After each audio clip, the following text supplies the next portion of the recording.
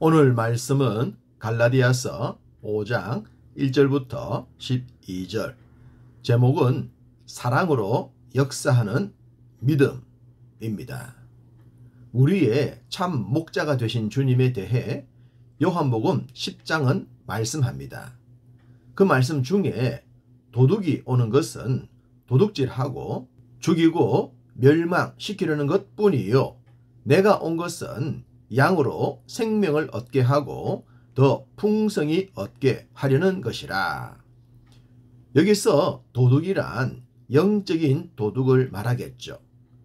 영적인 도둑의 목적은 도둑질, 죽임, 멸망시키려 함입니다. 한마디로 요약하자면 우리들을 올가 매는 것이죠.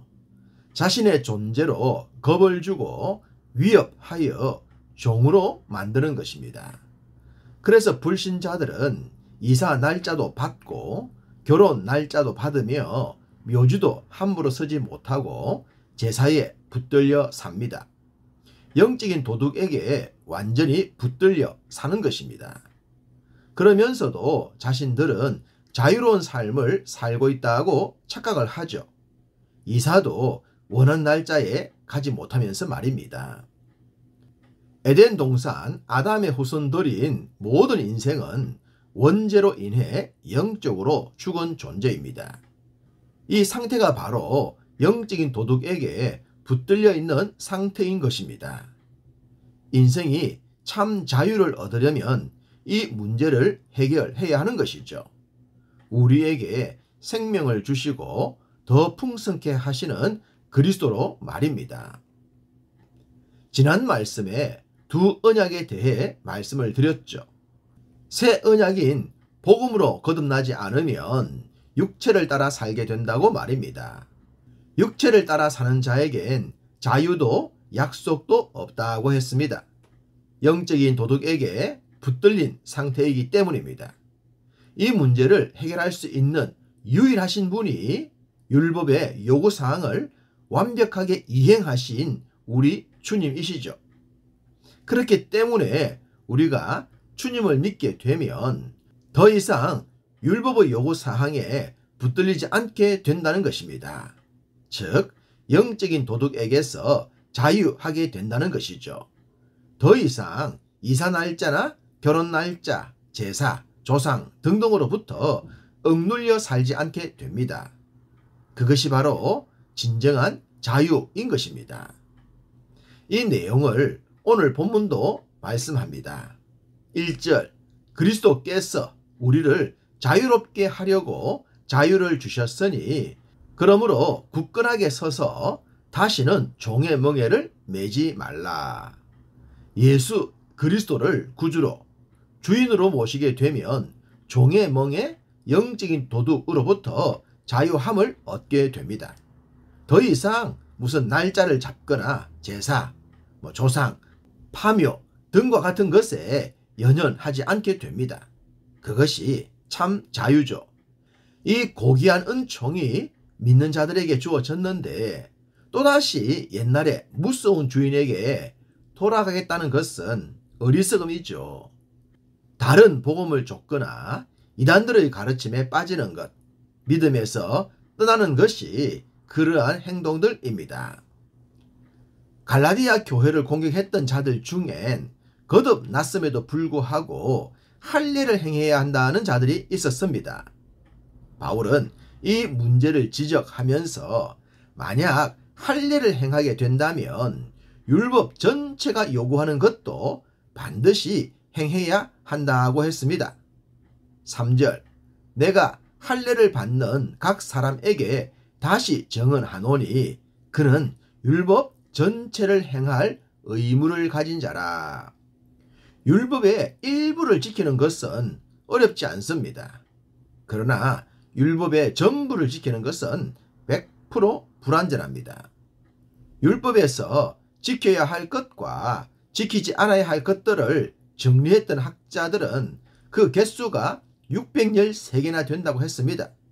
사실 10가지 계명인 10계명도 잘 지킬 수가 없는데 613가지를 완벽하게 지킨다는 것이 가능하겠습니까? 이렇게 불가능한 것을 지켜야 한다고 주장하는 자들의 가르침이 할례라는 것입니다. 할례를 행해야 한다. 그 주장 하나만 보더라도 그들의 영적인 세계를 알 수 있는 것입니다. 자신도 지키지 못하고 남들도 지킬 수 없는 것을 가르치는 것은 모순이죠. 복음은 우리에게 더 이상 이런 요구를 하지 않습니다. 다만 그리스도 예수 안에서는 할례나 무할례나 효력이 없으되 사랑으로서 역사하는 믿음뿐이니라. 이 말씀을 붙들고 살라고 합니다. 할렐루야. 할례나 무할례는 복음의 본질이 아닙니다. 믿는다는 외적 표징에 불과하니 있으면 감사, 없어도 무관입니다. 사랑으로 역사하는 믿음, 얼마나 아름답습니까? 사랑과 믿음이 멋진 조화를 이룹니다. 그리고 여기에 한 가지가 더해지죠. 5절, 우리가 성령으로 믿음을 따라 의의 소망을 기다리노니, 소망이 더해지고 있습니다. 이것을 다 합치면 무엇이 되겠습니까? 믿음, 소망, 사랑입니다.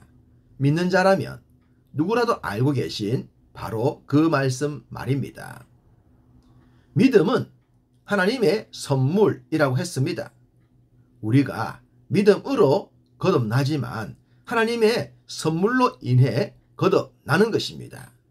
그러니 구원의 역사에서 우리의 공로가 존재할 수가 없다는 사실입니다.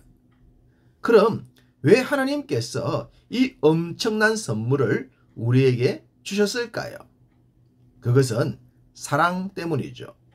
우리를 사랑하시기 때문입니다. 그 사랑 때문에 독생자까지 아끼지 않으시고 보내주신 것입니다. 하나님의 은혜는 여기서 끝이 아닙니다. 구원받음에서 끝나지 않고 상급과 성령의 열매를 사모하는 소망까지 주신 것입니다. 하나님의 자녀로서 하나님의 나라를 유업으로 받을 수 있는 소망 말입니다. 이것이 바로 복음이 주는 자유함의 선물입니다. 이러한 하나님의 은혜를 경험하게 되면 어떤 삶을 살게 될까요? 사도 바울과 같은 그런 삶을 살게 되죠. 물론 바울의 삶에 비교가 되지 않겠지만 그런 삶을 살기 위해 달려가게 되는 것입니다. 7절, 너희가 다름질을 잘 하더니 누가 너희를 막아 진리를 순종하지 못하게 하더냐. 신앙생활은 영적인 다름질이라고 하겠습니다. 열정을 가지고 열심을 다해 달리는 것이죠. 바울이 빌립보스에서 얘기했던 표대를 향하는 삶도 이러합니다. 엘리야가 열심히 특심한 자라고 했던 것도 그러합니다. 예레미야가 눈동자가 상할 정도로 눈물을 흘리면서도 사역에서 물러가지 않았던 것이 바로 그러한 다름질인 줄 믿습니다. 동일하게 지금도 믿음을 붙들고 묵묵히 살아가는 모든 성도들도 영적으로 다름질하는 자인 줄 믿습니다. 그런데 바로 이 다름질을 방해하는 자들이 있다는 겁니다. 거짓 교사들이요, 이단들이며 왜곡된 복음을 붙들고 있는 자들 말입니다. 어떤 땐 할례를 가지고 어떤 땐 음식이나 제사, 결례 등을 가지고 우리의 다름질을 방해합니다. 저는 이런 영적인 흐름을 보면서 우리들의 믿음 생활은 단순한 다름질이 아니라 장애물 뛰어넘는 다름질이라고 생각합니다. 우리 앞을 가로막는 그 어떤 장애물이라도 뛰어넘어야 합니다. 그리고 달려야 합니다. 주님께서도 그러셨기 때문에 우리도 주님의 모습을 따라가야 합니다. 믿음의 지체들 모두가 주님을 닮아 서로 격려하며 손잡아 주면서 이 경주에서 승리하길 원합니다. 오늘도 우리 모두 승리하는 경주자 다 되시기를 간절히 소망합니다.